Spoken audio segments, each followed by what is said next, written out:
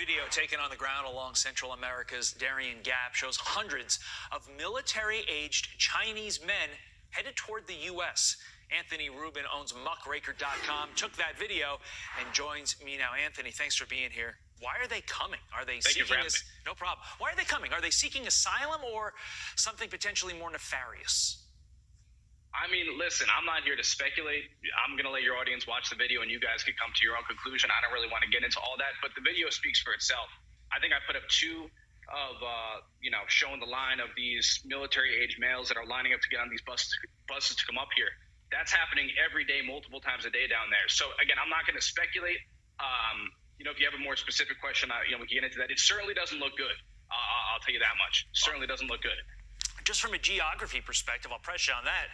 If they wanted to come to America, which is here, from China, which is here, why would they come through Latin America, which is all the way down there, and much more indirect?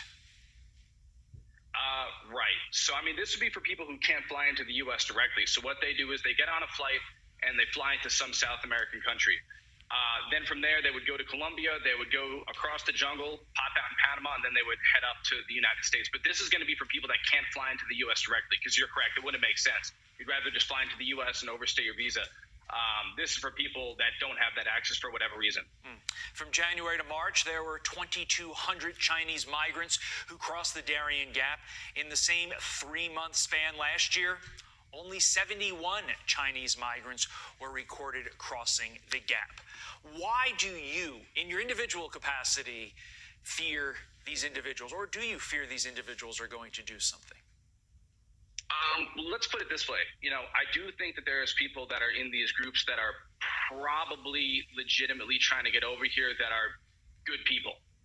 That's for sure. But here's what you have to keep in mind, right? The Communist Chinese Party, that's a very powerful group abroad. When you see these videos, you see that these people do not want their face on camera. Now, for me, there's two possible scenarios there, right? Either number one, they are foreign actors that are coming over here for nefarious reasons, right? Number two, these are people that are afraid of some sort of retribution by the Communist Chinese Party. Now, obviously, if it's number one, that's a big problem. We don't even have to get into that. That's obvious why that's an issue, right? If it's number two, well, then what does that mean? That means that these people are going to be beholden to the Communist Chinese Party once they're in here. Oh, you're in the United States? Okay, well, we're going to threaten your friends and family back home in China unless you do X, Y, and Z. You see what I'm saying? So either way, it's still a Trojan horse. So that's the way I see it. So either way, it's very dangerous. I mean, you can't allow this to just continue and have all these people pouring across the border. I mean, it just will not work. You also spoke to a lot of these individuals, and the following video shows the Chinese version of TikTok, Douyin, showing its anti-American propaganda. You talked to them about it. Let's watch all this. Is this something bad, or what is this? Yes, bad news. What does it say? Almost new allies supports America to hold section on China. It means the U.S. starting new opium war. Okay, so that's you showing these individuals Douyin and going over it with them. If America is so bad, why do they want to come here? That's a very good question. You should ask them. I'll tell you what, the migrant who showed me that video right now is in Nicaragua. He's probably going to be in here in about 2 weeks. So if you want, I could follow up with him when he gets in here. We'll ask him. Please do. But that's a very good question. Again, this is why it's a very, very dangerous situation. And it's not just China. I mean, there's people from over 100 countries that are pouring up here. And yeah, you would ask yourself why they're coming in here. Some people are looking for a better life. That's for sure. I'm not denying that.